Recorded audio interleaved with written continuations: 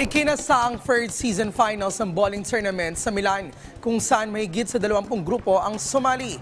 Si Chet de Castro Valencia sa detalye. Rise and shine, Chet. Wagi ang Bowling de Fiore Organization o BFO sa ikatlong season ng bowling tournament para sa mga OFW sa Milan. Ang tagumpay ng koponan ay sa pangunguna ni Bong Rason. Mahigit 20 grupo ang lumahok sa torneo na karamihan ay pawang mga mula sa Batangas na binubuo ng 6 na players bawat team.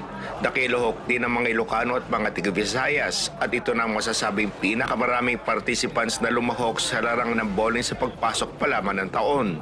Nagpapatupad ang BFO ng bowling tournament halos linggo-linggo at ngayong Pebrero ng taong kasalukuyan ay itinakda ang finals ng third season. Ayon kay Rason, pang-6 na taon na ito ang torneo. Ito po ang season ito ay season 3 na. Dati po ay sadyang napakarami namin, mahigit na 24 team pa kami.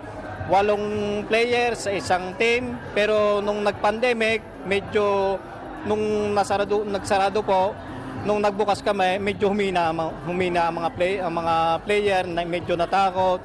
Kaya ngayon pa po ay medyo lumalakas naman. Ipinakilala naman ni BFO Vice President Darius Mangubat ang bawat team. Sa individual highest pointers, nakamit ito ni Gerald Perez na umiscore ng 672 points at Feli Banog na may 603 points. At para sa group category, ang Matingayin sa Men's Division at ang Aska sa Women's Division ang nakakuha ng magandang pwesto. Ang Matingayin at ang Sien Strikers ang tinanghal na third season group champions. Makisali kayo, mas maganda ito dahil nakakatulong din sa kalusugan, tapos masaya, masaya,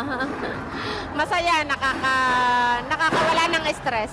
Kasama rin sa special awards ngayong season ang Best in Uniform na nauwi sa Sien Strikers. Nagkaroon din ng parlor games para sa mga adults at present din ang videoke.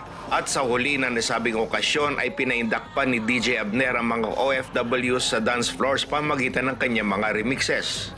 Samantala wala pang itinakdang petsa para sa Season 4 Finals. Mula dito sa Milan, Italy, Chet de Castro Valencia para sa Pambansang TV sa Bagong Pilipinas.